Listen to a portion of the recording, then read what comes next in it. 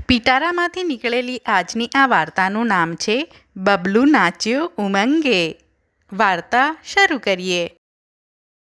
આ છે બબલુની શાળા.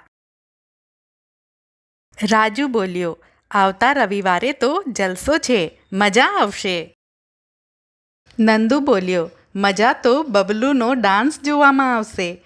તે નાનું બાળક મોરની જેમ નાચી બતાવશે. બે ટીચર એકબીજા સાથે વાતો કરી રહી હતી. બબલુ મોરનું નૃત્ય ખૂબ સારી રીતે શીખી ગયો છે. તેનું નૃત્ય જોવાની મજા આવી જશે. બબલુના માતા પિતા એકબીજા સાથે વાતો કરી રહ્યા હતા.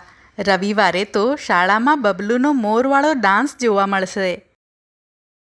જલસાનો દિવસ આવી ગયો. મંચ શણગારવામાં આવ્યું હતું. લોકો જોવા માટે ખુરશી ઉપર બેસી ગયા. બબલુને પાંખોથી શણગારી મોર બનાવી દીધો. ટીચરે તેને નાચવા માટે ઈશારો કર્યો.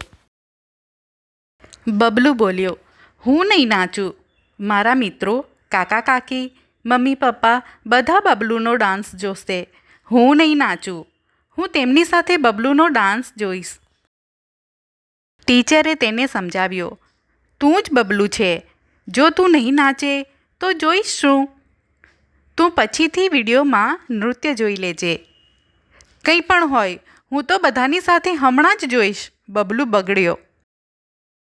ટીચરે એક મોટો અરીસો સ્ટેજ પર મૂક્યો. બબલુ, હવે નાચ અને અરીસામાં જો. આ રીતે તું પણ અમારી સાથે તારું નૃત્ય જોઈ શકીશ. બબલુ મોરની જેમ ઉમંગે નાચ્યો. બધાએ તેના માટે તાળીઓ પાડી. બાળકો, તમને આ વાર્તા કેવી લાગી? મજા આવી ને? આવી જ મજેદાર વાર્તાઓ સાથે ફરી મળીશું. ત્યાં સુધી નમસ્તે. આવી જ બીજી મજેદાર વાર્તાઓ સાંભળવા માટે આ QR કોડ સ્કેન કરો.